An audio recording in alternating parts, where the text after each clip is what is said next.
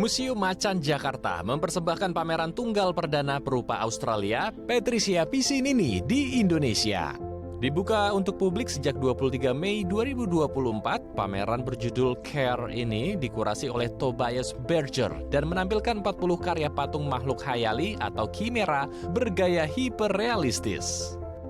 Melalui pendekatan hiperrealistis ini, Patricia memadukan material sintetis seperti silikon dan serat kaca atau fiberglass, serta plastik ABS dengan bahan organik untuk menghasilkan makhluk imajiner yang surrealis.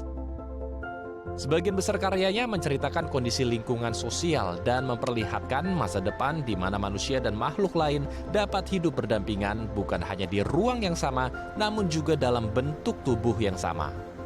Tak hanya itu, setiap karyanya juga memiliki pesan khusus agar manusia lebih menghargai hewan dan lingkungan. Seperti salah satu karya patung berjudul Cleaner atau pembersih yang dibuat tahun 2019. Patung ini merupakan makhluk rekayasa genetika sebagai respons terhadap krisis ekologi.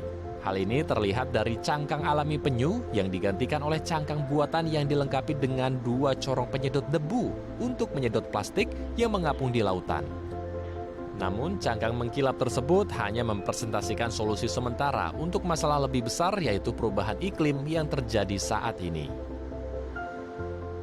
Nah, sebenarnya karya-karya ini memamerkan praktiknya Patricia selama kurang lebih 30 tahun, di mana dia tuh sebenarnya karya-karyanya menceritakan soal hubungan antara manusia dengan alam, dengan spesies-spesies lain, dan dia tuh sama mempertanyakan bisa nggak sih kita itu tuh hidup berdampingan gitu. Dan karya-karyanya banyak menyentuh isu-isu juga terkait mitos, terkait krisis ekologi juga gitu. Dan sebenarnya dari semua eksplorasi tadi, dia tuh bertanya, dia percaya bahwa sebenarnya yang mendasari hubungan atau sifat-sifat manusia itu adalah care itu. Makanya judul pameran ini Care atau Welas Asih, karena dia merasa bahwa ya walaupun manusia dengan spesies lain itu berbeda, tapi sebenarnya kita tuh punya dorongan yang sama untuk saling mengasihi gitu. Dan itu sih yang sebenarnya ingin diangkat dari pameran ini gitu.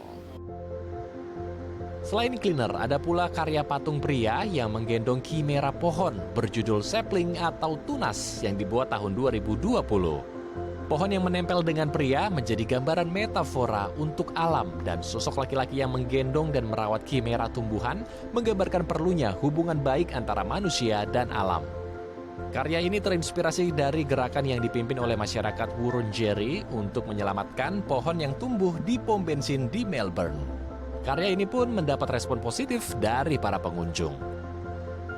Karena mungkin dari beberapa karya yang menyerukan tentang kecintaan kita kepada alam, terutama tanaman, mungkin yang karya Tunas ini lebih berbeda cara dia untuk mengimplementasikan gimana kita bisa peduli dengan alam, terutama dengan tumbuhan, seperti itu.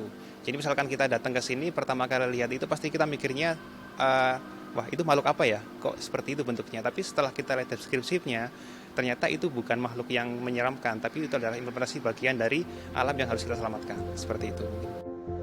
Selain karya yang mengeksplor manusia dengan alam dan makhluk hidup lainnya, ada pula karya lain yang dapat respon positif dari pengunjung.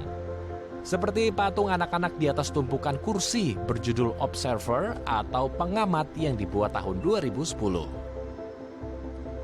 Karena sebenarnya si anak kecil naik kursi ini dia observe-nya dia di salah satu tumpukan kursi yang dia cukup tinggi, dan memang kadang curiosity kita itu kadang memang sedikit berbahaya ya, dan bahkan meskipun kita sadar bahwa curiosity kita itu berbahaya, kadang itu tetap terusin gitu. Dan itu memang sifat dasar manusia, dan itu yang membuat kita menjadi manusia dan kita bisa berkembang. Itu kalau menurut saya yang paling relate ya.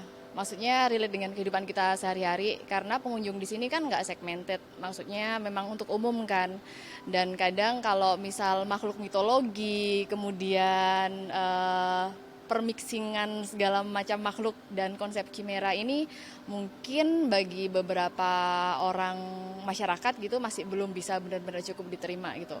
Tapi kalau yang si anak kecil yang observe ini itu memang sangat relate dengan, saya yakin hampir semua orang di sini sih, dan itu yang karya yang paling bisa diterima sama kita gitu. Tapi semuanya keren-keren kok. Bahkan untuk detailnya pun tadi kita nyoba yang persembahan di depan itu kalau menurut kita juga konsepnya itu oke banget.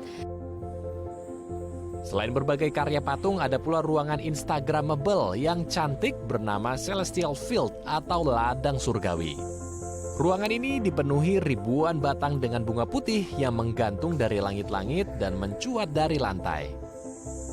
Bagi Anda yang ingin berkunjung ke Museum Macan, pameran ini dibuka dari 23 Mei hingga 6 Oktober 2024 dengan tiket 50 hingga 70 ribu untuk hari biasa dan untuk hari libur 70 hingga 90 ribu rupiah per orang. Endro Pakpahan, Henry Pramudia, Dai TV.